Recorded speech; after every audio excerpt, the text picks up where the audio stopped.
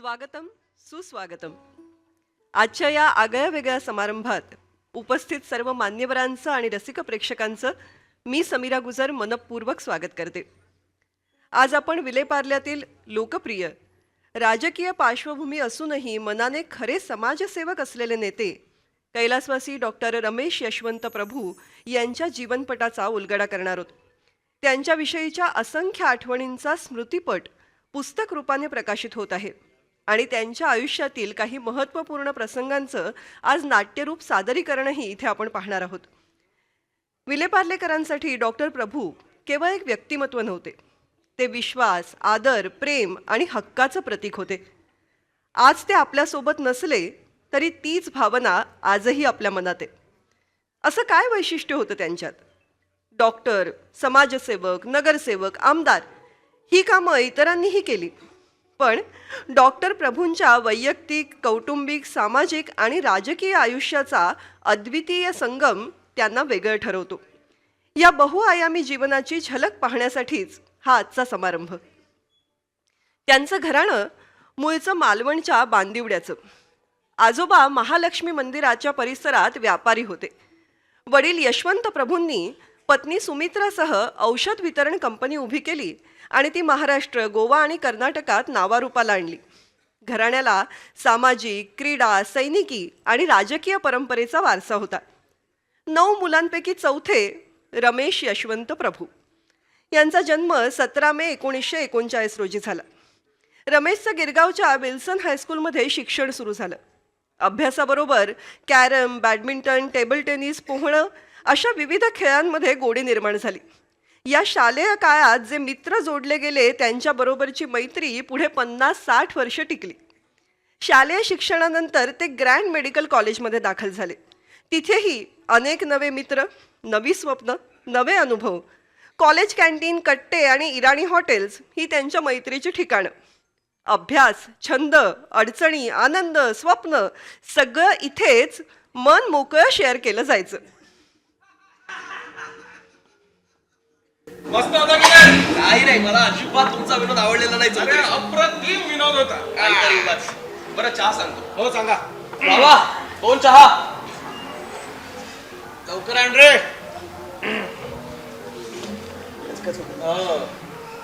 वा, थँक्यू. और एक ला ना. और एक कोणासाठी? हे काय, डॉक्टर रमेश प्रभू आला? अरे लवकर आला. चौकर. हा, हे घ्या तुम्हाला हव्या असलेल्या नोट्स. अरे वा. अरे पण इतकी काही घाई नव्हती. नाही म्हणजे कन्सल्टिंग रूमला दिल्या असता तरी चाललं असतं ना. Consulting room. आणि तुम्ही दोघं काय करताय तिकडे? अहो, अभ्यास. नाही म्हणजे डॉक्टर रावांच्या कन्सल्टिंग रूमला जातो आम्ही. डॉक्टर राव? डॉक्टर प्रभूंच्याच वडिलांमुळे परवानगी दिली आहे. तुम्ही दोघं अभ्यास करताय म्हणजे मार्क चांगले पडणार कदाचित. ए, तुम्ही दोघं खरंच डॉक्टर बिक्टर होणार की काय? अहो, आता मेडिकल कॉलेजला डॉक्टर व्हायलाच येणार ना. हे असले तुमचे विनोद चौधरी मस्करी केली रे. काहीतरी उगाच. याला काय आलं? प्रभू, ओ प्रभू, आहात कुठे? नाही, चेहरा कसा पडलाय? ओ जरा हसा. नाही असत. ए बाबा, काही झालंय का? काही झालं असेल तर पटापटा बोल. काही प्रॉब्लेम आहे? रेडी, प्रॉब्लेम झाला असेल तरी तो मित्रांना नाही सांगणार तर कोणाला सांग? ए, की आम्ही तुला मित्रच वाटत नाही का? आम्हाला न सांगण्यासारखं काही केलंयस? बापरे. माझं ब्रह्मचर्य संपलं. काय म्हणजे? हेच, माझं ब्रह्मचर्य संपलंय. अरे हे बाबा, म्हणजे असं नेमकं काय झालंय? तू असं काही केलंयस का ज्यामुळे तुला असं वाटतंय? ए, काही नको ते घडलंय का प्रभू? असं काही नाही झालंय रे. मग मी प्रेमात पडलोय. घ्या, अजून शिक्षण पूर्ण नाही, डॉक्टरीचा पत्ता नाही आणि हे वीर प्रेमात पडून ब्रह्मचर्य संपल्याच्या गोष्टी करताय. छान छान छान. आणि प्रेमात पडणं म्हणजे ब्रह्मचर्य संपणं हे कोणा गाडवान सांगितलं रे? तुमची फालतूगिरी बंद होणार आहे? फालतू तू बडबडतोयस. प्रेमात पडल्यावर ब्रह्मचर्य केलं. सर दोन मिनिटं बोला. मी बघतो. मला विचारू द्या. कसं बोलतोय? मी बघतो ना. बघा. वहिनीचं नाव काय? वहिनी काय? वहिनी काय? सर थांबा ना, तुमचं झालंय ना सगळं. मी बघतो. बघा. अरे अरे मला तरी सांग कुठली आहे? अरे आपल्या कॉलेजचीच आहे. कॉलेजचीच आहे. कॉलेजचीच आहे. हं. ए कुठे भेटलास कॉलेजमध्ये? सांगतोय हा आज 2 मिनिटं. अच्छा. मॉर्ग मध्ये ए ऑटोप्सीच्या पिरियडला. मॉर्ग. How unromantic. शवागार ही काही जागा आहे का मुलीला भेटायची? शवागार. चहा गार होतोय. बस हे पुण्यात ना. बस बस बस.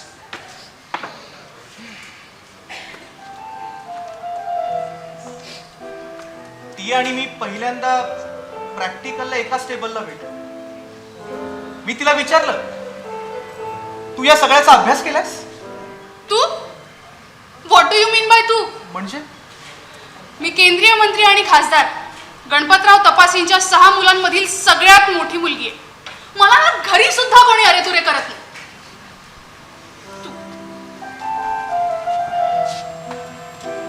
तिने माझ्याकडे अशा काही नजरेनं पाहिलं, माझी विकेटच गेली. सिव्हिअर सिम्पटम्स दिसत आहेत. व्हॉट? ये इकडे ये इकडे. बस बस बस बस बस. हो हो हो. आपल्याला लवकरात लवकर त्या मुलीला भेटायला. हो कधी होणार दर्शन प्रभू? अरे पण आली ती बघ आली. अरे पुष्पा, पुष्पा, ही पुष्पा तपासे. अच्छा हाय हाय. हाय. हे रमेश चौधरी डॉक्टर. आणि हा अरुण चौकर, कदाचित होईल डॉक्टर. आम्ही दोघांनी लग्न करायचं ठरवलं. हा लग्न. हो. अभिनंदन अभिनंदन. हा, हा, अभिनंदन. हा? अभिनंदन. ए पण तुम्हा दोघांना असं नाही वाटत की आपण 4 वर्ष जरा घाई करतोय? अहो सर, आम्ही लग्न करायचं ठरवलंय. म्हणजे आता फक्त ठरवलंय. घरच्यांना अजून सांगायचंय. मग त्यांची संमती, चर्चा, तयारी याला खूप वेळ लागणार आहे. अच्छा अच्छा आहे वेळ वेळ आहे. आहे, वेळ आहे, वेळ हो. आहे. पण आपली परीक्षा ती ह्याच महिन्यात आहे. हो हो. चला सगळे जण लायब्ररीत अभ्यासाला बसूया. हो. माझं सगळं झालंय. सर, मी जातो. हा. हम्म. तुम्ही येता ना अरुण? नाहीतर माझी पाठ फिरेल. तुम्ही तासभर चहाच पीत बसाल. नाही नाही तुम्ही व्हा पुढे. हा. नक्की या, नाहीतर गाठ माझ्याशी आहे, हा. आलो. मी पाठवतो. हो.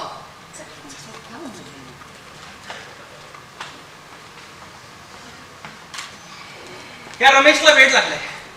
याला कोणीतरी समजावा की अरे आधी शिक्षण पूर्ण कर, डॉक्टरीचा व्यवसाय सुरू कर आणि आणि मग कर ना काय करायचं ते लग्न बिग्न. सांगा सांगा तुम्ही सांगा तो ऐकेल. पण तू असं कधी वागलाय का? म्हणजे त्याला जे वाटणार ना सर तो तेच करणार. अरे पण स्वतःच्या पायावर धोंडा मारून घेतोय रे तो. ते धोंडा का काय ते माहित नाही सर. पण ही मुलगी आहे ना, ही रमेशच्या डोक्यावर वरवंट्याने पाट्यावर वाटतात तसे मिरे वाटणार आहे. 100% सांगतो. लागली पैस. लागली.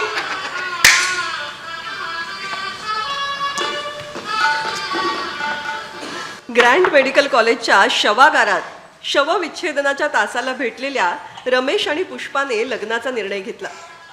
पण दोघांची पार्श्वभूमी फार भिन्न होती. प्रभू कुटुंब श्रीमंत व्यावसायिक, तर पुष्पाचे वडील गणपतराव तपासे हे स्वातंत्र्य सैनिक, वकील, आमदार, खासदार, मंत्री ते राज्यपाल असा प्रवास करणारे. त्यांच्या राहणीमानातही जमीन आसमानाचा फरक. एका बाजूला सत्ता, दुसऱ्या बाजूला संपत्ती. या दोन्ही घराण्यांमध्ये मात्र 2 गोष्टी समान होत्या: संत गाडगेबाबांवरील श्रद्धा आणि बदलत्या काळाशी जुळवून घेण्याची समंजस वृत्ती. त्यामुळे रमेश आणि पुष्पाच्या लग्नाला कसलाच विरोध झाला नाही. दणक्यात झालेल्या लग्नानंतर पुष्पा प्रभू घरात गृहलक्ष्मी म्हणून आली आणि दोघांनी अंधेरी विलेपार्ले परिसरात आपापले दवाखाने सुरू केले. आज जिथे मोठ्या इमारती, हॉटेल्स आहेत, त्यावेळी DN नगर, पारशीवाडा, चकाला हा सगळा भाग गरीब आणि गावाबाहेरचा भाग होता. घाण, अस्वच्छता, आजार, निरक्षरता हीच परिस्थिती. डॉक्टर रमेश प्रभू रुग्णांची सहानुभूतीने सेवा करत, ज्यांना फी परवडत नसेल त्यांना स्वतःहून मदत करत. अशा सेवाभावातूनच त्यांचा लोकसंग्रह वाढत गेला. घरी पुष्पा प्रभूही आपला दवाखाना चालवताना कुटुंब, प्रपंच आणि डॉक्टरांची समाजसेवा समर्थपणे सांभाळत. स्वातंत्र्य सैनिक घराण्यातले कष्ट, काटकसर आणि उत्तम व्यवस्थापन तिच्या स्वभावातही होतच ना. 1960 नंतर बाळासाहेब ठाकरे यांच्या मार्मिकमुळे आणि पुढे शिवसेनेच्या स्थापनेमुळे मुंबईत मराठी हक्कांच्या चळवळीला वेग आला. शिवसेनेचं 80% समाजकारण आणि 20% राजकारण हे बाळासाहेबांचं तत्व डॉक्टरांना मनापासून पटलं आणि ते निष्ठावंत कार्यकर्ते आणि त्यांचे वैयक्तिक डॉक्टर बनले. त्या काळी विलेपार्ले पूर्व हे विकसित होत होतं, तर अंधेरीच्या कोलडोंगरी परिसरात चाळी, झोपड्या, घातक परिसर आणि गुन्हेगारी होती. डॉक्टर प्रभूंनी सत्तेच्या पदाची वाट न पाहता तिथंच आपलं कार्यालय काढून लोकांच्या पाणी, वीज, स्वच्छता, सांडपाणी यासारख्या मूलभूत अडचणी सोडवण्यास सुरुवात केली. शिवसैनिकांच्या मदतीने त्यांनी अनेक छोटे मोठे प्रश्न हाताळले आणि लोकांचा विश्वास जिंकला. दरम्यान रमेश पुष्पाची 3ही लेकरं राजेंद्र, अरविंद आणि लीना घरात आल्याने घर आनंदाने भरून गेलं. कुटुंबप्रेमी रमेश आणि पुष्पासाठी ही वर्ष सोन्याची ठरली. मुलांच्या लहान सहान खोड्यांमध्ये वेळ कसा गेला कळलंच नाही. 70चं दशक सुरू होतं. मुलं शाळेत, दवाखाने रुळले आणि समाजकार्याचा जम बसलेला. 1973च्या नगरपालिका निवडणुका जाहीर झाल्यावर डॉक्टर रमेश प्रभूंनी अनेक दिवस मनात दडवलेला एक महत्त्वाचा विषय अखेर डॉक्टर पुष्पा प्रभूंच्या समोर मांडला. तुम्हारे बिना हमें तुमसे प्यार कितना कि हम नहीं जानते, मगर जी नहीं सकते तुम्हारे बिना. रमेश, रमेश, बोला. उद्या सकाळी मुलांना स्कूल बसवर सोडायला जमेल का हो तुम्हाला? मला ना सकाळी 2 पेशंट्सकडे व्हिजिटला जायचं. हो, जमेल ना. हां. मी सकाळी त्यांना स्कूल बसवर सोडेन, तिथून क्लिनिकला जाईन. एक साधारण 12-12:30 कोलडोगरीच्या शाखेत जाऊन 1-1:30 पर्यंत घरी येईन. फक्त मुलांना हां हां हां ते मी करेन, पण उद्या मुलांना सोडल्यानंतर तसंच त्यांच्या शाळेत जाऊन त्यांची फी भराल का? ती हवी राहिली आहे. खरंच की काय? बरं ठीक आहे, भरतो. पुष्पा, आले. चहा.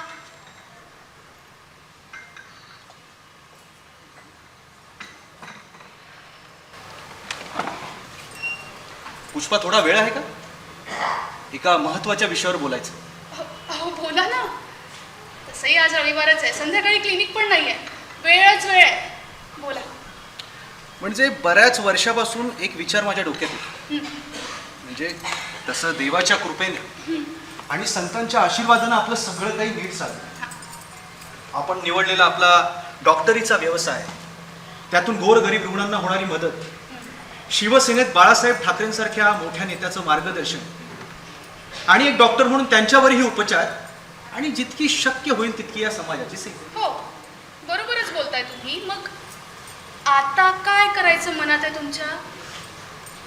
म्हणजे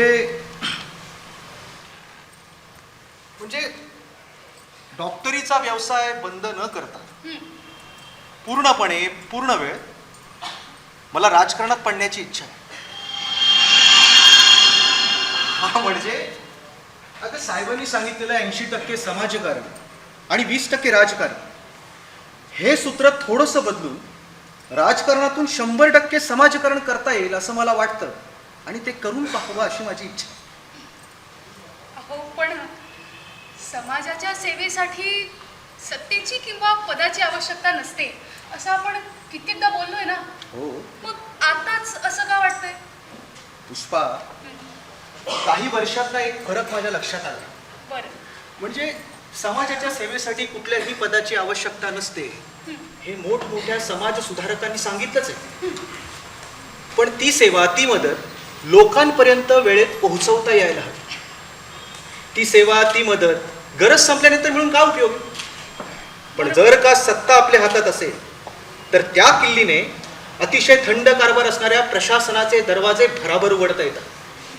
हे मी पाहिले आणि अनुभवले. म्हणून सत्ता हे माझं टार्गेट नाही आहे किंवा साध्य नाही आहे. ते एक प्रकारचं ना साधनच असणार आहे. अच्छा रमेश, तुम्ही ना आता अगदी आमच्या वडिलांसारखं बोलला आणि तसाच विचार केला. तुम्हाला जर खरंच असं वाटत असेल ना तर गो अहेड. तुम्हाला जे योग्य वाटतंय ना तेच करा. ठीक आहे, मग यंदाच्या निवडणुकीला उभं राहण्याची तयारी करतो. काय? म्हणजे यंदाच्या निवडणुकीला उभं राहण्याची तयारी करतो म्हटलं. रमेशजी, तुम्ही या सगळ्याची पूर्ण तयारी करून मगच हा विषय माझ्याकडे काढलात, बरोबर? बरोबर. पण पुष्पा, या सगळ्यात मला तुझ्याकडे, मुलांकडे आणि ह्या याची काळजी तुम्ही नका करू. आपण बघू. मला जे रमेश माहिती आहेत ना ते आपल्या घराकडे, कुटुंबाकडे, मुलांकडे दुर्लक्ष करूच शकत. आणि समजा तुमचं काही काळ दुर्लक्ष झालंच तर मी 3 ऐवजी 4 मुलं सांभाळते असं समजेल. अगं आज आवडला की नाही? हे काय तुमचा विनोद इथे पोहोचला काय प्रभू? इथे जोक बिक झाला की काय? हो, जोकच झाला म्हणायचं. सांगा, आम्हालाही सांगा. आम्ही असतो थोडं थोडं. तर रमेश यावेळी महानगरपालिकेच्या निवडणुकीला उभं राहायचं म्हणतात. छान छान जोक आहे, छान joke आहे. छान छान विनोद. नाहीये का खरं? निवडणूक आणि तू हो, मी यंदाच्या महानगरपालिकेच्या निवडणुकीला उभं राहण्याचं ठरवलं. तुम्हा दोघांचा डॉक्टरीचा व्यवसाय नीट चाललाय ना? नक्की? अरे हो बाबा. वय नसते धंदे कशाला? नाहीतर काय, उगीच आपलं उठायचं आणि म्हणायचं की मी निवडणूक लढवणार आहे. कोणत्या पक्षाकडनं लढणार आहेस रे तू? आणि कोण देणार आहे तुला तिकीट? काँग्रेस. शिवसेनेला विचारलंय मी. शिवसेना? अरे तुझे सासरे काँग्रेसचे खासदार, कॅबिनेट मंत्री. मला वाटलं तू काँग्रेसकडनं निवडणूक लढवशील. एक्झॅक्टली. शिवसेना काय ऑप्शन आहे? आणि हे पूर्णपणे इलॉजिकल आहे रमेश. नाहीतर काय? अरे शिवसेनेची फिलॉसॉफी काय, काँग्रेसची फिलॉसॉफी काय, एकदम डायगोनली ऑपोजिट आहे ना. हे हिला नको कळायला. खरं सांगू का,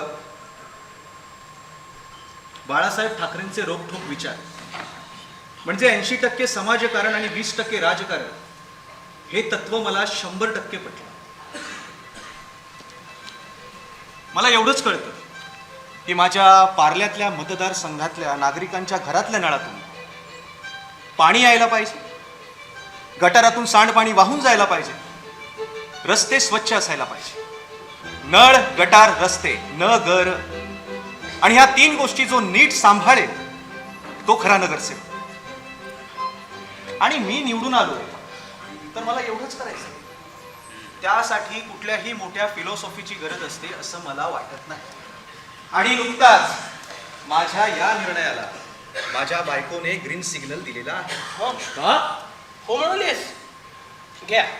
घर, संसार, क्लिनिक आणि आता ह्याचं राजकारण झेपणार आहे का तुला एकत्र? हो, ती म्हणाली आहे की मी 3 ऐवजी 4 मुलं सांभाळेन. आणि हाच जोक झाला मग. जोक. छान छान छान. बरं, भावी न गर सेवक साहेब, बोला. तुमच्या घरचा गरम चहा आम्हाला मिळेल का? हो, मिळेल ना. चला, आज मी स्वतः चहा करते. अरे वा, हा वाईट विनोद होता. चला. तुमच्याचकडनं शिकतोय.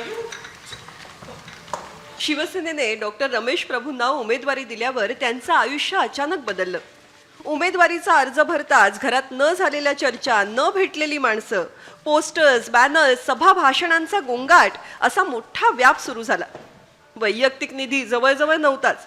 पक्षही नवीन असल्याने आर्थिक मदत मर्यादित होती. म्हणून मग लोकांकडून देणग्या मागाव्या लागल्या. कुणी पैसे, कुणी वाहन, तर कुणी साहित्य देत होतं. त्या काळी 500 रुपयांची देणगी सुद्धा महत्वाची वाटायची. मतदानाचा दिवस जवळ येताच दिवसाचे 24 तास कमी पडू लागले. या धावपळीत पुष्पाची एक हाती मदत मात्र बहुतेकांच्या नजरेत आली नाही. घर, संसार, क्लिनिक आणि मुलांची जबाबदारी सांभाळत ती प्रचाराचं सूक्ष्म नियोजन करत होती. पोस्टर साहित्य वेळेवर पोहोचणं, प्रचार ठिकाणी वेळापत्रक पाळलं जाणं, घोषणांपासून भाषणांपर्यंतची तयारी, मतदारांच्या कार्डांची व्यवस्था आणि सगळ्यात महत्त्वाचं म्हणजे दिवस रात्र काम करणाऱ्या कार्यकर्त्यांना योग्य वेळी खाणं पिणं मिळतंय की नाही ते पाहणं. रोजचा जमा खर्च आणि आर्थिक व्यवहारही तीच पाहत होती. बालपणी पाहिलेल्या निवडणूक वातावरणाचे संस्कार तिच्या कामी येत होते. मतदानानंतरचा तणावपूर्ण काळ पार पडून मतमोजणी झाली आणि डॉक्टर रमेश यशवंत प्रभूंनी काँग्रेसचे DR महाजन यांचा 1700 मतांनी पराभव करून दणदणीत विजय मिळवला.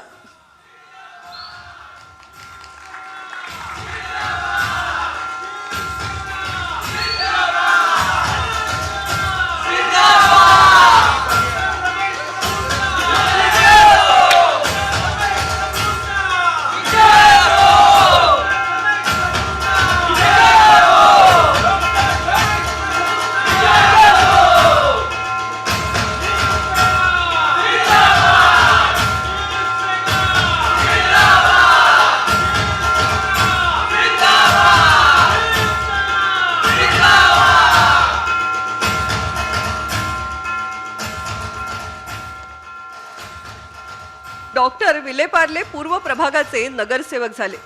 निवडून आल्यानंतर डॉक्टरांनी कामाचा अक्षरशः धडाका लावला.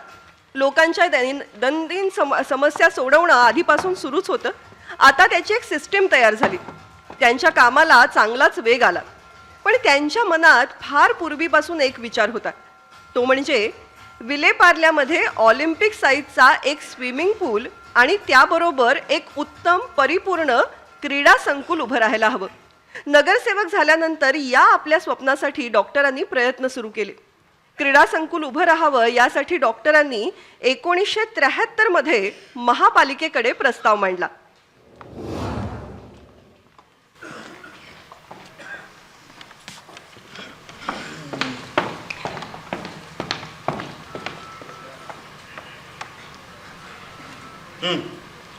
मोरेंना पटपट काम करायला लाव. ठीक आहे सर.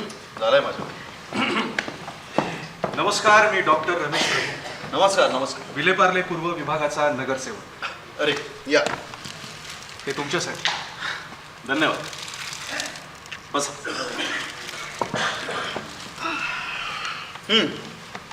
बोला, काय सेवा करू शकतो आपली? आपल्या पार्ल्यात एक ऑलिम्पिक साईज स्विमिंग पूल आणि क्रीडा संकुल उभारण्यासाठीचा हा प्रस्ताव.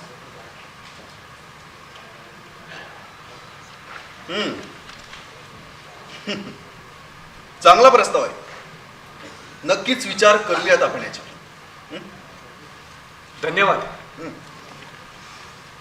जय महाराष्ट्र.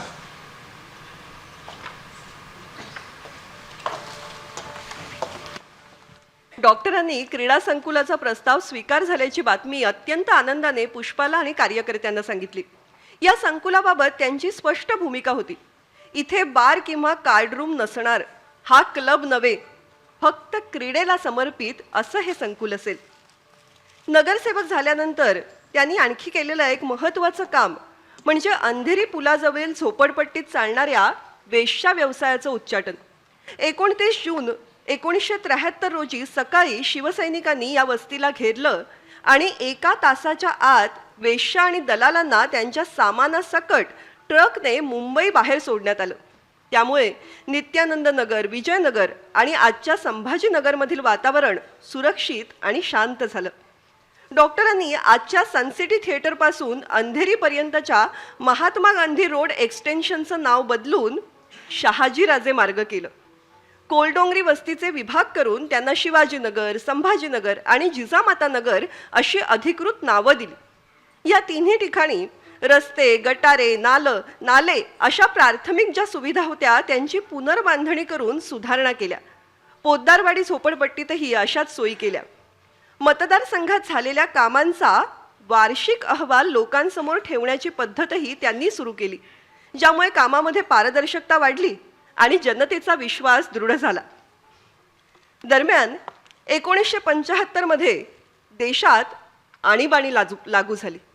अलाहाबाद हायकोर्टने इंदिरा गांधींची निवडणूक रद्द केल्यानंतर देशभरात एकच राजकीय खळबळ उडाली. मिसा अंतर्गत हजारो कार्यकर्त्यांना तुरुंगात टाकण्यात आलं. सत्याग्रह झाले. पण या सगळ्या गोंधळाच्या वातावरणातही डॉक्टरांनी आपला क्रीडा संकुलाच्या स्वप्नाचा पिच्छा करणं काही सोडलं नव्हतं. नमस्कार, मी डॉक्टर रमेश प्रभू, विलेपार्ले पूर्व विभागाचा नगरसेवक. या प्रभूजी या, बसा. हे तुमच्यासाठी. अरे या, बसा, बोला. म्हणजे तुमच्या आधीच्या कमिशनर साहेबांना मी या प्रस्तावाची प्रत दिली होती. आपल्या पार्ल्यामध्ये ऑलिम्पिक साईज स्विमिंग पूल आणि क्रीडा संकुल उभारण्यासाठीची ही तिसरी प्रत.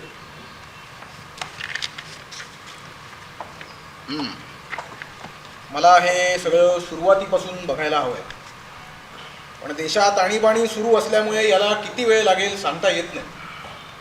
पण आपण नक्कीच यावर विचार करू. धन्यवाद. जय महाराष्ट्र. पुढे वाढत्या लोकक्षोभामुळे इंदिरा गांधींना डिसेंबर 1976 मध्ये लोकसभा निवडणुका जाहीर कराव्या लागल्या आणि 1977 मध्ये त्या घेण्यात आल्या. या निवडणुकीत डॉक्टर रमेश प्रभूंचे शिक्षक आणि मित्र रमेश चौधरी यांनी पूर्वी केलेला निष्कर्ष पूर्णपणे मोडीत निघाला. कारण काँग्रेस आणि शिवसेना दोन परस्पर विरोधी विचारसरणीचे पक्ष एकत्र आले. निवडणुकीत जनता पार्टीने प्रचंड बहुमताने दोन्ही पक्षांचा पराभव केला. परंतु जसा नेत्यांच्या निर्णयाचा फटका अनेकदा कार्यकर्त्यांना बसतो तसंच काहीसं झालं. या पराभवाचा राग लोकांनी डॉक्टर रमेश प्रभूंवर काढला. निवडणुकीनंतर एकूणच वातावरण खूप तापलेलं होतं. प्रभूंच्या घरावर ट्रक भरून लोकांचा प्रचंड जमाव चालून आला.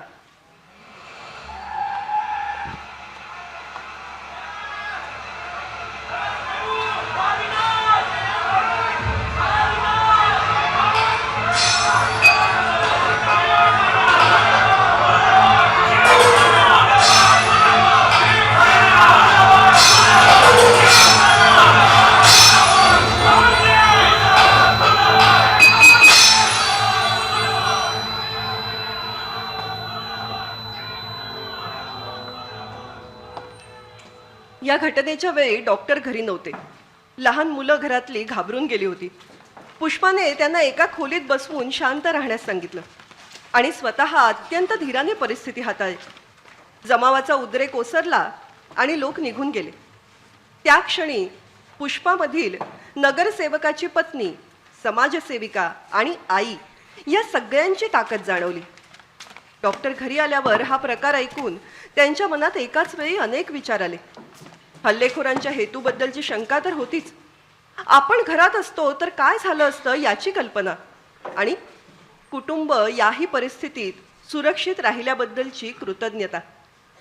या प्रसंगाने प्रभू कुटुंबाच्या मनावर कायमचा ओरखडा उमटला. तरीही डॉक्टरांची लोकप्रियता काही कमी झाली नाही. 1978च्या महानगरपालिका निवडणुकीत जनता पार्टीची प्रचंड लाट असूनही ते पुन्हा 5,000 मतांनी निवडून आले. त्याच वर्षी डॉक्टरांच्या प्रयत्नांमुळे पार्ल्यासाठी एक महत्त्वाची घडामोड घडली.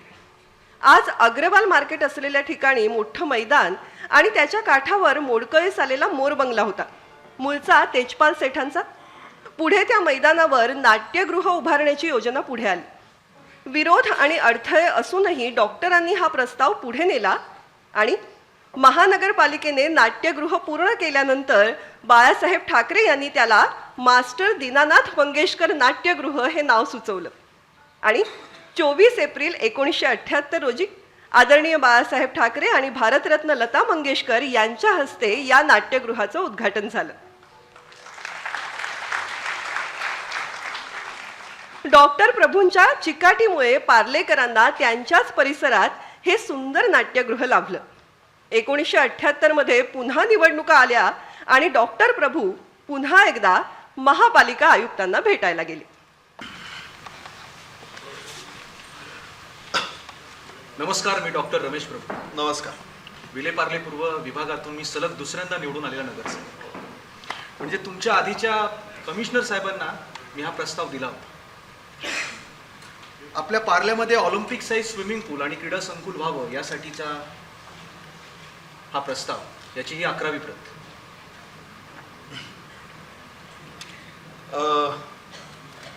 प्रभू, फ्रँकली स्पीकिंग हे जरा अवघड आहे. म्हणजे तुम्हालाही माहिती आहे यावेळीचं बजेट खूपच काटछाट करून आलेलं आहे. पण हे व्हायला पाहिजे हे नक्की. बघूयात आपण कधी काय कसं करू शकतो ते. ठीक आहे, धन्यवाद. जय महाराष्ट्र. डॉक्टर आपल्या क्रीडा संकुलाच्या स्वप्नासाठी सतत महानगरपालिकेत पाठपुरावा करत होते. प्रत्येक कमिशनरकडे प्रस्तावाची फाईल देऊन आराखड्यानुसार शाळा, दवाखाना आणि क्रीडा संकुल उभं राहावं यासाठी ते आग्रह धरत. याच प्रयत्नातून शहाजीराजे मार्गावरील महानगरपालिकेची शहाजीराजे म्युनिसिपल हायस्कूल सुरू झाली, जी पुढे अल्फा कॉलेज बनली. तसंच विलेपार्ले महिला संघासमोरचे शिरोडकर प्रसूतीगृह आणि दवाखानाही डॉक्टर प्रभूंच्याच पुढाकारातून उभा राहिला. 1983 मध्ये ते सलग तिसऱ्यांदा नगरसेवक झाले. 1973 ते 1988 या 15 वर्षात त्यांनी समाजासाठी निष्ठेने काम केलं. पण मग या सगळ्यात कुटुंबाकडे दुर्लक्ष झालं का? तर उत्तर नाही. डॉक्टर मुलांच्या शिक्षणाकडे स्वतः लक्ष द्यायचे. परीक्षेला सोडणं आणणं हे तर मेडिकलच्या परीक्षांपर्यंत करत राहिले. मुलं म्हणायची, बाबा नको आता. तर त्यांचं एकच उत्तर, मला आवडतं म्हणून करतो. घरातले वाढदिवस, सण, गणपती, दिवाळी काहीही असो, डॉक्टर कधीही गैरहजर नसत. मोठं कुटुंब, नातेवाईकांचे समारंभ, मित्रमंडळींच्या भेटीगाठी, रियुनियन्स, घरी सतत येणारे नागरिक आणि कार्यकर्ते, पण डॉक्टर सर्वत्र उपस्थित असायचे. आणि या सगळ्या गडबडीतही सुरू होता तो क्रीडा संकुलाचा शांत, सातत्यपूर्ण आणि संयमी पाठपुरावा.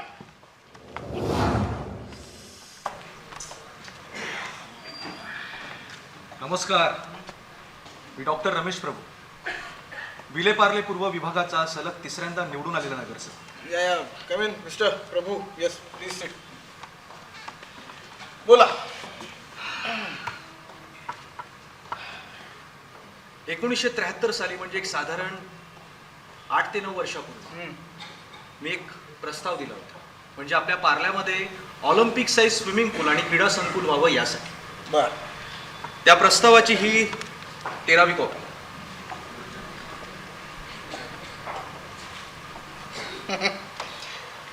It's very great.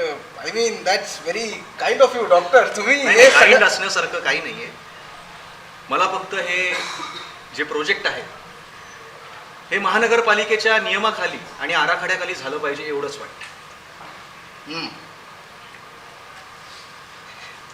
करूयात आपण. That's my word. धन्यवाद. या. जय महाराष्ट्र. हो.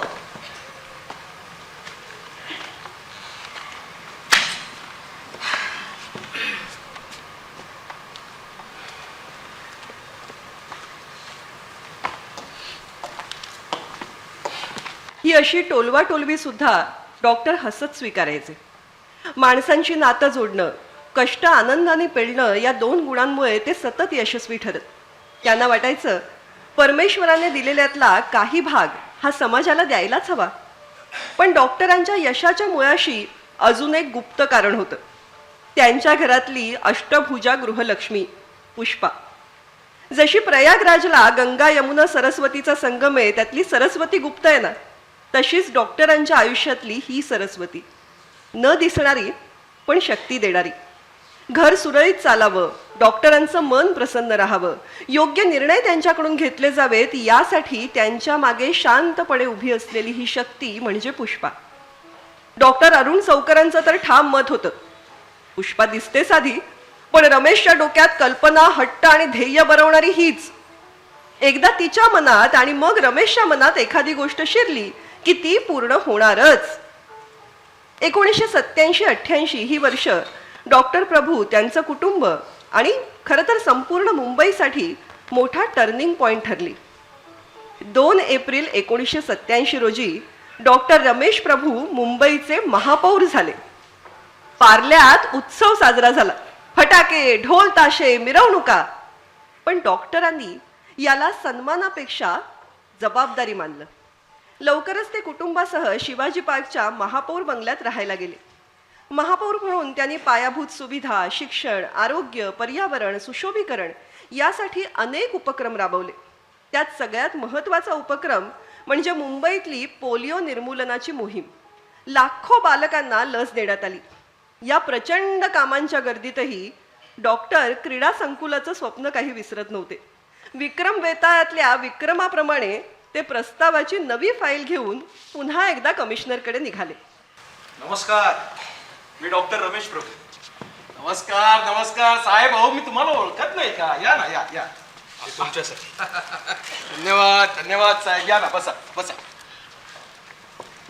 साहेब, आपण महापौर झाला तेव्हा आपल्या स्वागतासाठी महानगरपालिकेकडून असाच पुष्पगुच्छ घेऊन मी आलो होतो. धन्यवाद. बोला, काय सेवा? म्हणजे 1973 साली एक साधारण 13 ते 14 वर्षापूर्वी महानगरपालिकेकडे मी ऑलिम्पिक साईज स्विमिंग पूल आणि क्रीडा संकुलाचा एक प्रस्ताव दिला होता. हो हो हो. पुढे बोला. त्या प्रस्तावाविषयीच बोलायला आलो. हा हा हा. आदेश करायचा साहेब, तुम्ही आदेश करा. हा. म्हणजे बघा, आता 3दा निवडून आलो, आता महापौर झालोय.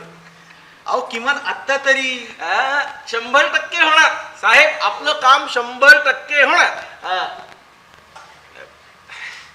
पण एक अडचण होती साहेब. फक्त त्या प्रस्तावाची एक प्रत. त्या प्रस्तावाची ही 16वी प्रत. 16वी. चला. जय महाराष्ट्र. जय जय महाराष्ट्र. जय महाराष्ट्र.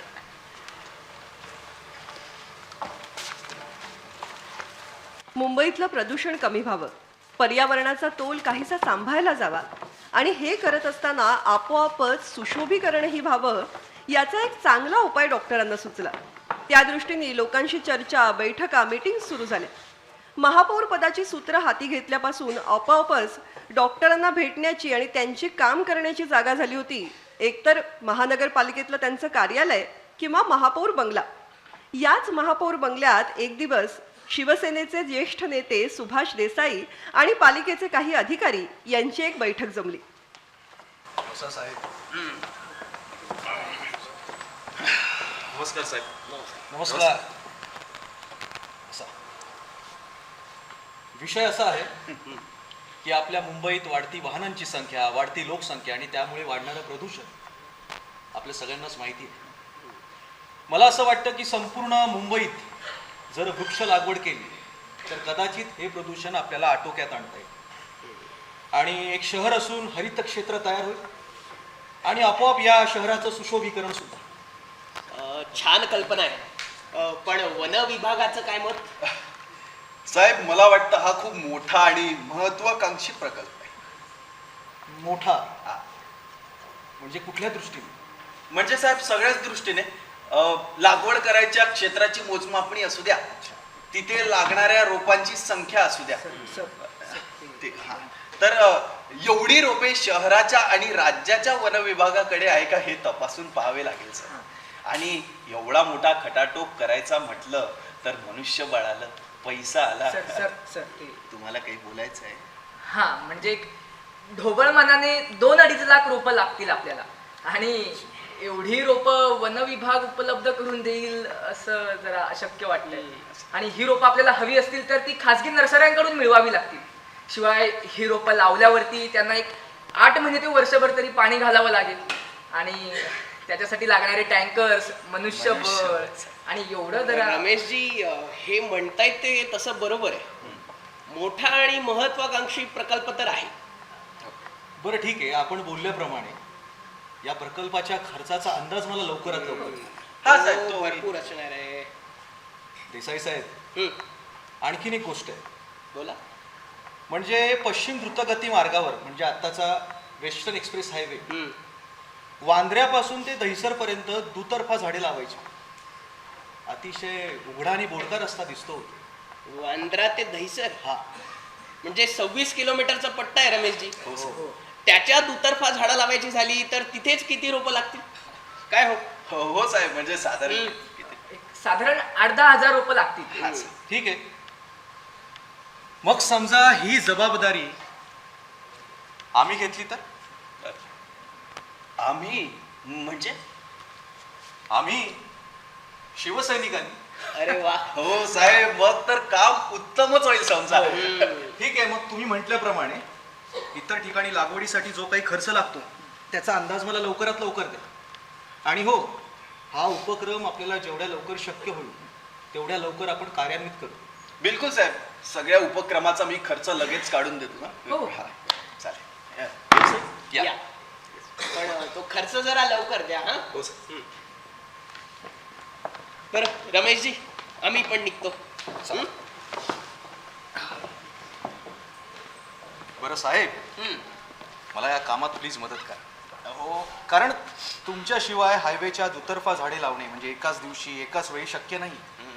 आणि सगळ्यात महत्वाचं, वांद्र्याकडचं पहिलं वृक्षारोपण आपण साहेबांच्या हस्ते करणार आहोत. अरे वा, छानच कल्पना आहे. मी तुम्हाला हवी ती सगळी मदत करणार रमेशजी. पण तुम्ही बाळासाहेबांशी बोलला आहात का? अहो अर्थात, त्यांच्याशी बोललो, त्यांनी होकार आणि प्रोत्साहन दिलं म्हणून तर आजची बैठक बोलवली. वा वा, फर्स्ट क्लास. मग आपण एक काम करूया रमेशजी. इतर शहरात जी वृक्ष लागवड करायची आहे त्याकडे तुम्ही लक्ष द्या. आणि पश्चिम द्रुतगती महामार्गाच्या दुतर्फा जी झाडं लावायची आहे त्याकडे मी लक्ष देतो. मी जबाबदारी घेतो. म्हणजे विनंती तुम्हाला एवढ्यासाठीच करतोय कारण तुमच्या कामाची आणि नियोजनाची पद्धत मी फार जवळून पाहिली. आणि मला माहिती आहे की आता जे काही आपण बोललोय, जे काही आपलं ठरलंय, या सगळ्यांचं विचारचक्र तुमच्या डोक्यात सुरू झालं. अहो करायलाच हवं. त्यासाठी संजय गांधी राष्ट्रीय उद्यानाचे अधिकारी, महापालिकेचे अधिकारी, पोलीस प्रशासन सगळ्यांशी बोलायला नाही का लागणार? पोलीस? हो, त्यांची परवानगी तर सगळ्यात महत्वाची. रमेशजी, त्यांची परवानगी मिळाल्यानंतर मग रोपांची निवड होईल. मग रोप संपादन करणं आलं, मग त्यासाठी लागणारी माती, त्यासाठी लागणारं पाणी हे वेळच्या वेळी त्या त्या ठिकाणी पोहोचलं पाहिजे. यासाठी शिवसैनिकांच्या काही टीम्स तयार करायला लागतील. माझ्या अंदाजाने साधारण 4 ते 5 शिवसैनिक एका टीम मध्ये असावे. आणि 1 किलोमीटर अंतराच्या दुतर्फा झाडं लावायची झाली तर अशा 30 तरी टीम्स आपल्याला लागतील. आता यासाठी काय करायला लागेल तर वांद्रा ते दहिसर या 26 किलोमीटरच्या पट्ट्यात जेवढ्या शिवसेनेच्या शाखा आहेत ते सगळे शिवसैनिक, शिवसेना शाखा प्रमुख, तुम्ही, मी, गजानन कीर्तीकर, आपल्या सगळ्यांना कामाला लागायला लागेल रमेशजी. म्हणजे आपल्याला काय कसं करायचं याचं मिनिट टू मिनिट प्लॅनिंग करावं लागणार. हो, त्याची ब्लू प्रिंट तयार करायला लागेल रमेशजी. आणि त्यात तुम्ही एक्सपर्ट आहात. तर मग चला सुरू करूया. सुंदर मुंबई, हरित मुंबई. वाह रमेशजी.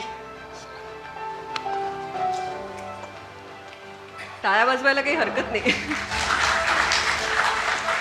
आणि ठरल्या दिवशी वेस्टर्न एक्सप्रेस हायवेच्या वांद्रे ते दहिसर या परिसरात 26 किलोमीटरच्या पट्ट्यात शिवसेनेचे आमदार, नगरसेवक, कार्यकर्ते या सगळ्यांच्या सहकार्याने दोन्ही बाजूंना एकाच दिवशी 7,500 वृक्षांची लागवड करण्यात आली. शुभारंभ शिवसेना प्रमुख बाळासाहेब ठाकरे यांच्या हस्ते झाला. डॉक्टरांनी नियोजन आणि समन्वयासाठी सुभाष देसाईंचे विशेष आभार मानले. डॉक्टरांनी आपल्या विलेपार्ल्यातही रस्त्यांवर झाडं लावून पार्ल्यातली ग्रीनरी वाढवली, याचं श्रेय त्यांना द्यायलाच हवं. अर्थात महापौर असतानाही त्यानं क्रीडा संकुलाचं स्वप्न तितकंच छळत होतं. 1987 मध्ये काँग्रेसचे आमदार हंसराज भुगरांचं निधन झालं. त्यामुळे पोटनिवडणुका जाहीर झाल्या. शिवसेना प्रमुखांनी डॉक्टर रमेश प्रभूंना निवडणुकीत उतरण्याचे आदेश दिले. घरातली मुलं आणि व्यवसाय यांच्या जबाबदाऱ्या सौ पुष्पा प्रभूंनी सांभाळल्या.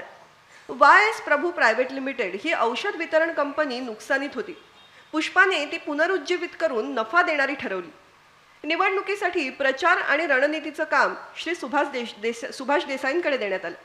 गुजराती समाजावर परिणाम घडवण्यासाठी संत शंभू महाराज यांचा प्रचारामध्ये सहभाग मिळवून हिंदुत्वाच्या मुद्द्यावर लक्ष केंद्रित केलं गेलं.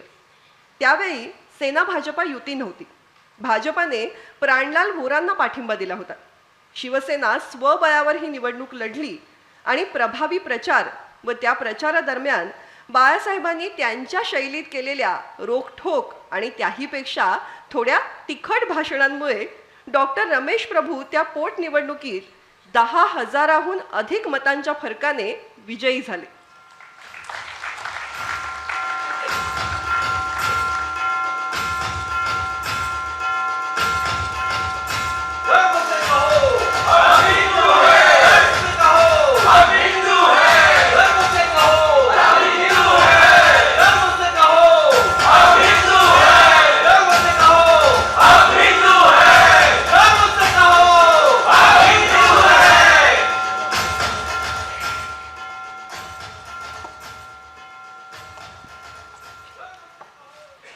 डॉक्टर प्रभूंच्या राजकीय कारकिर्दीत एक दुर्मिळ योग आला. एकाच वेळी महापौर, नगरसेवक आणि आमदार असण्याचा. हे सगळं छान सुरळीत सुरू होतं, पण त्याच वेळी 31 डिसेंबर 1987 रोजी त्यांचा दुसरा मुलगा अरविंदला भयंकर मोटार अपघात झाला. न्यू इयर सेलिब्रेशनसाठी कोचीनमध्ये असताना ही घटना घडली. या घटनेची बातमी कळली आणि डॉक्टर आणि पुष्पा तात्काळ बँगलोरला पोहोचले. अरविंद जखमी अवस्थेत होता. डॉक्टरांनी तातडीने मुंबईला नेण्याचा निर्णय घेतला. त्यांचा उपचार यशस्वी ठरला, पण अरविंदला मुंबईमध्येही दीर्घकाळ उपचार करावेच लागले. खूप अवघड परिस्थिती होती, पण या परिस्थितीतही संपूर्ण कुटुंब अरविंदच्या पाठीशी ठामपणे उभं राहिलं. त्याच काळात पोटनिवडणुकीच्या निकालाविरुद्ध काँग्रेसचे प्रभाकर कुंटे यांनी कोर्टात याचिका दाखल केली. मुंबई हायकोर्टाने 7 एप्रिल 1989 रोजी डॉक्टर प्रभूंची निवड अवैध ठरवली. निवडणूक धर्माच्या आधारावर लढली गेली असल्याचा निष्कर्ष देण्यात आला. त्यामुळे डॉक्टरांचा पोटनिवडणुकीतला विजय रद्द झाला. तरी हिंदुत्वाच्या मुद्द्यावर पहिली निवडणूक लढलेल्या आणि जिंकलेल्या रमेश प्रभूंचं नाव संपूर्ण भारतभरात प्रसिद्ध झालं. याच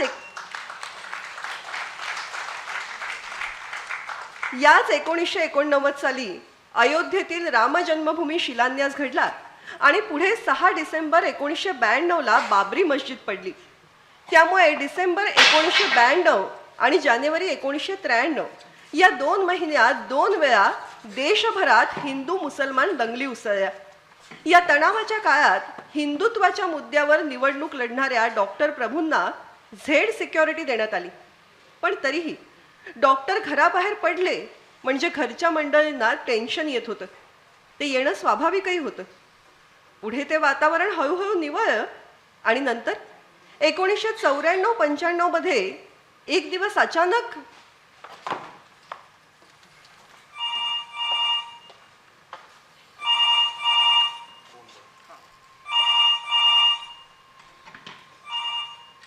हॅलो, कोण? हॅलो, कोण बोलताय? प्रभूच्या पोराला फोन दे. दादा ते हॅलो, प्रभूच्या पोरा, कोण बोलतोय? काय सांगतोय ते नीट आहे.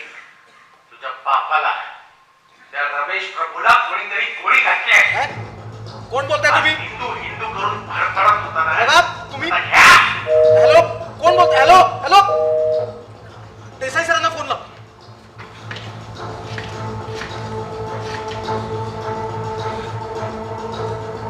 लागला? नाही.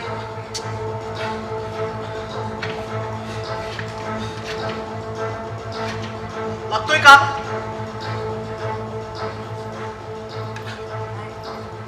अरविंद, मी जरा मैत्रिणीकडे जाऊन आले ना.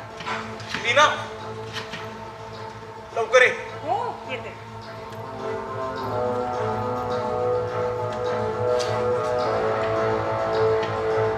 लागतोय का? देसाई सरांना फोन नाही का?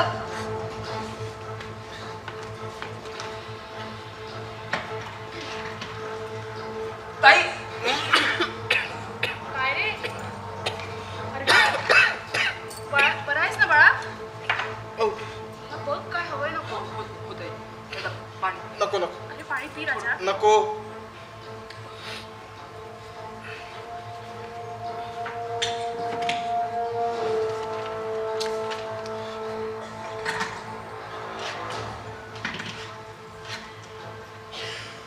लीना, काय झालं? नाही, काही नाही.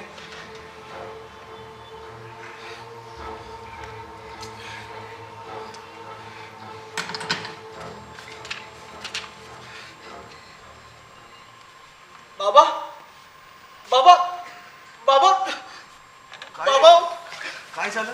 बाबा, नवीन बाळा बोल. सकाळी एक निनावी फोन आला होता. त्यांनी सांगितलं की तुम्हाला कोणीतरी गोळी मारली. बाबा, काय करावं मला कळत नव्हतं. मी देसाई सरांना फोन पण लावायचा प्रयत्न करत होतो, पण मला काहीच कळत नव्हतं बाबा.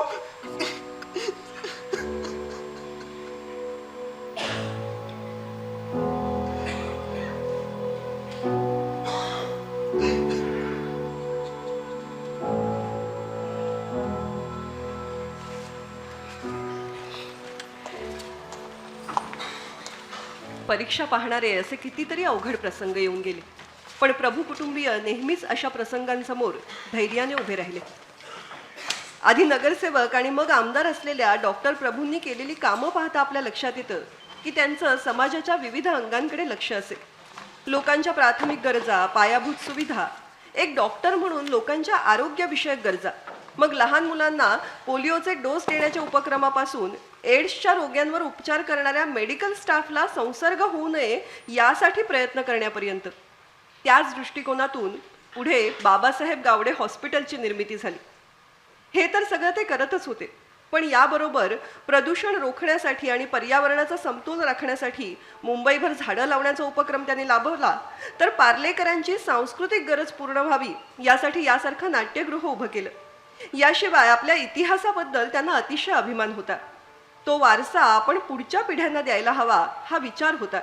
त्यासाठीच ज्या सांताक्रूज जुहू चौपाटीवर दररोज हजारो लाखो लोक आपला वेळ आनंदात घालवण्यासाठी येतात, त्या जुहू चौपाटीवर छत्रपती शिवाजी महाराजांचं एक स्मारक असायला हवं हा विचार, हा ध्यास डॉक्टरांच्या मनात कायम होता.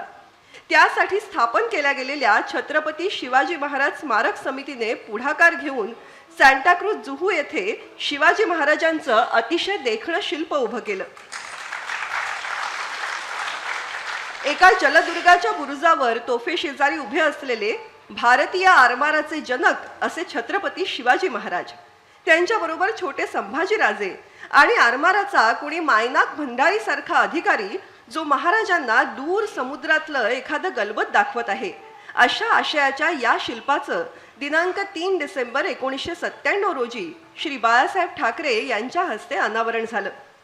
नंतर मुंबई हायकोर्टाच्या निर्णयाविरुद्ध डॉक्टर प्रभूंनी सुप्रीम कोर्टात अपील केलं. 11 डिसेंबर 1995 रोजी त्या अपिलाचा निर्णय देताना सुप्रीम कोर्टाने हायकोर्टाच्याच निर्णयावर शिक्कामोर्तब करून डॉक्टर रमेश प्रभू आणि शिवसेना प्रमुख बाळासाहेब ठाकरे या दोघांचाही निवडणूक लढण्याचा आणि मतदान करण्याचा अधिकार 6 वर्षांसाठी गोठवला. पण हा निकाल येण्याआधी काही फार महत्त्वाच्या घटना आधीच घडल्या होत्या. डॉक्टर प्रभूंच्या विनंतीवरून शिवसेना प्रमुख श्री बाळासाहेब ठाकरे आणि राष्ट्रीय स्वयंसेवक संघाचे सरसंघचालक श्री बाळासाहेब देवरस यांचीही श्री रमेश मेहता यांच्या घरी भेट झाली. या भेटीचं आणि पुढे झालेल्या अनेक चर्चांचं पर्यवसन झालं ते शिवसेना भाजपा ऐतिहासिक युतीमध्ये. महाराष्ट्रातील विधानसभेची पुढची निवडणूक शिवसेना भाजप युतीने एकत्र लढली आणि 1995ला युतीचं सरकार सत्तेत आलं.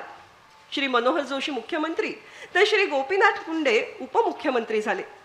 अगदी खरं सांगायचं तर शिवसेनेचं बोट धरून महाराष्ट्राच्या केवळ काही जिल्ह्यांमध्ये प्रभाव असलेल्या भाजपाने महाराष्ट्र राज्याच्या राजकारणात जोमाने प्रवेश केला. आपल्या शहरातील, राज्यातील नव्हे देशातील या एवढ्या सगळ्या प्रचंड उलथापालथीच्या घडामोडींच्या आणि बदलांच्या केंद्रस्थानी डॉक्टर रमेश प्रभू नावाचे एक पार्लेकर होते, याचा आपल्याला सार्थ अभिमान असायला हवा. 1995 मध्ये डॉक्टर प्रभू पुन्हा निवडणूक जिंकले आणि आमदार म्हणून पुन्हा निवडून आले. त्यामुळे क्रीडा संकुलाचा प्रस्ताव घेऊन पुन्हा एकदा महानगरपालिकेच्या आयुक्तांची म्हणजे कमिशनर साहेबांची त्यांनी भेट घेतली.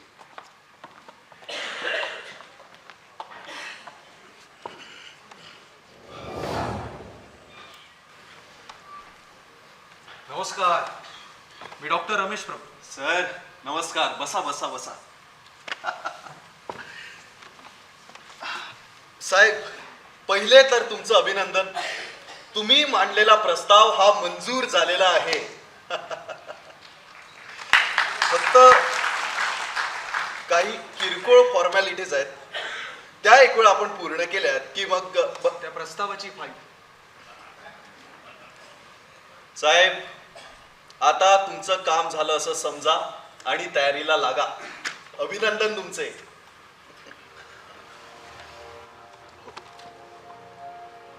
धन्यवाद.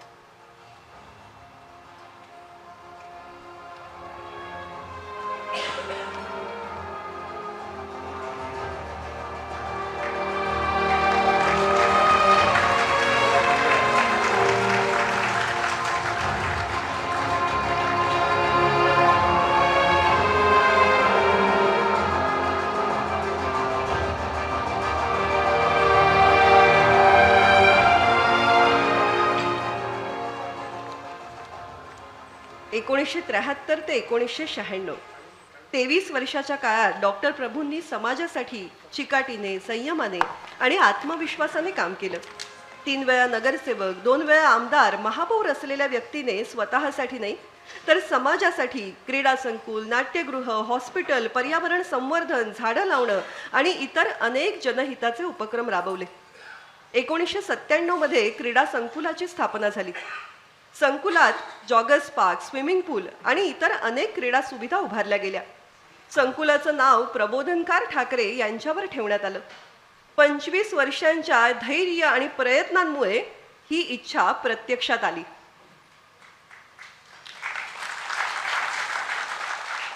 डॉक्टर प्रभूंनी पावसाळ्यातील मिलन सबवे पूल, Parle station, foot over bridge, highway, subway आणि दीनानाथ नाट्यगृहाखालच्या बाजाराचं व्यवस्थापन, बाबासाहेब गावडे हॉस्पिटल, रस्त्यांचं नामकरण, अपंग पुनर्वसन कार्य, लायन्स आणि रोटरी क्लबचे विविध उपक्रम या सगळ्यांच्या माध्यमातून लोकसेवा केली. इतिहास, संस्कृती आणि हिंदुत्वाचा वारसा जतन करण्यासाठी त्यांनी 1983 मध्ये स्वातंत्र्यवीर सावरकर समिती स्थापन केली. 1986 मध्ये अंदमानच्या सेल्युलर जेलमध्ये सावरकरांचा पुतळा उभारण्यात आला. 1990 पासून या अनुषंगाने विविध उपक्रम सुरू केले आणि 2003 मध्ये राष्ट्रपती, पंतप्रधान आणि इतर प्रमुखांच्या उपस्थितीत सावरकरांचं तैलचित्र संसदेच्या मुख्य हॉलमध्ये अनावरित करण्यात आलं. संकुलाच्या व्यवस्थापनात मुलं लीना आणि अरविंद सुद्धा सहभागी झाले. ISO 9001/2015 प्रमाणित संकुलात स्विमिंग, ॲरोबिक्स, योग, cricket, football, gymnastics, shooting, pickleball अशा अनेक क्रीडा आणि आरोग्यविषयक उपक्रम सुरू आहेत. आज संकुल जागतिक दर्जाच्या स्पर्धांसाठी केंद्र बनलं आहे आणि इथे दरवर्षी हजारो मुलं पोहायला आणि विविध क्रीडा प्रकार शिकायला येतात. राजकारणातून थोडे दूर गेले तरी डॉक्टर प्रभू समाजकारणात नेहमी सक्रिय राहिले. त्यांनी विलेपार्ल्याचा इतिहास संकलित केला, नामवंत व्यक्तींचा संग्रह प्रसिद्ध केला.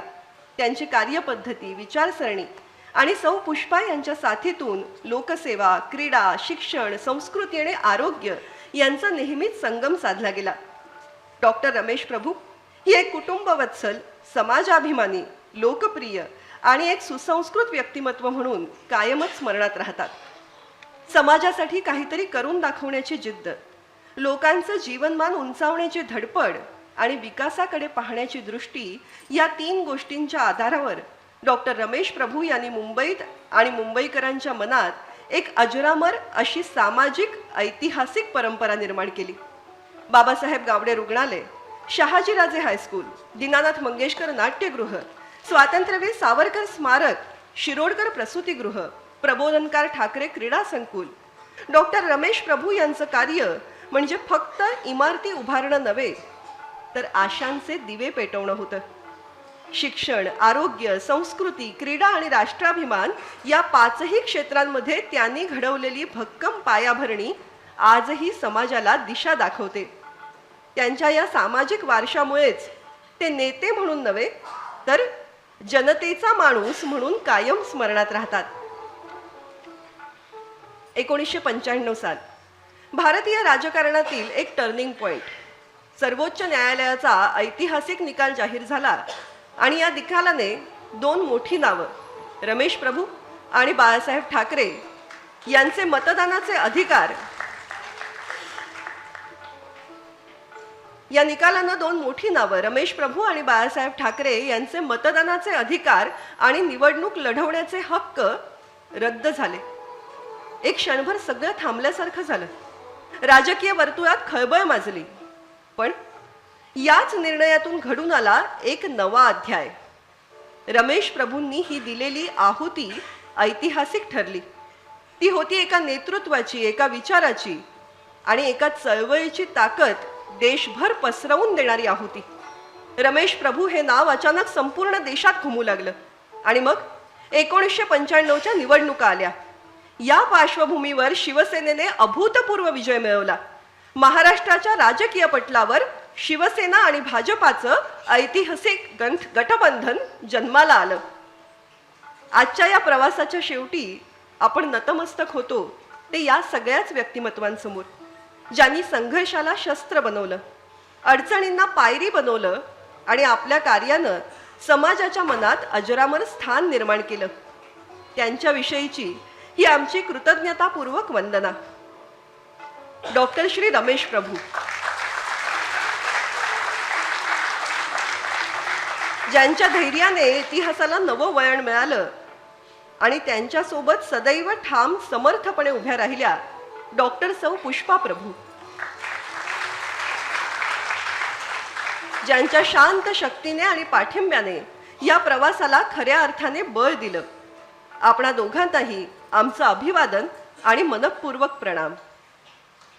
आपल्या योगदानाची ही कथा आजही प्रेरणा देते आणि पुढच्या पिढ्यांना दिशा दाखवत राहते. धन्यवाद. जय महाराष्ट्र.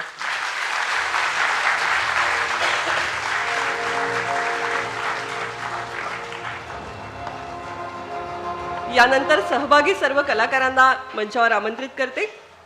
अरुण चौकर आणि सुभाष देसाई यांच्या भूमिकेत सुयश देशपांडे, रमेश चौधरी आणि कमिशनर जितेंद्र आगरकर, वन अधिकारी आणि कमिशनर शंतनू अंबाडेकर, कमिशनर आणि अरविंद प्रभू अभिमन्यू पाठक, लीना प्रभू राधिका फराटे, विविध भूमिकांमध्ये पुष्पराज बाणे, डॉक्टर सौ पुष्पा प्रभू अंजली टाले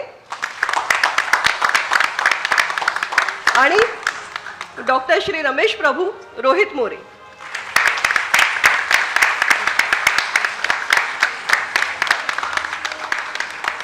तंत्रज्ञांचाही सहभाग अतिशय महत्त्वाचा, त्यांनाही आमंत्रित करते. रंगभूषाकार राजेश परब, केशभूषा संध्या खरात, प्रकाश योजना चेतन पडवळ, कपडेपट नाझीम शेख, संगीत सन्मित्र देशपांडे, चित्रफित संयोजन ओजस कुर्लेकर. आणि ही आपल्याला सगळ्यांना पार्लेकरांना अतिशय अभिमानाची असणारी ऐतिहासिक गाथा इतक्या सुंदरपणे ज्यांनी लिहिली, लेखन विवेक आपटे,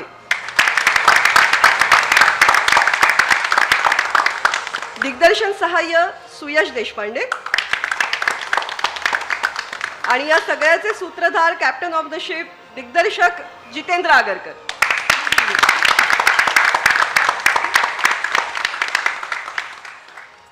धन्यवाद. सगळ्यांचे मनःपूर्वक आभार.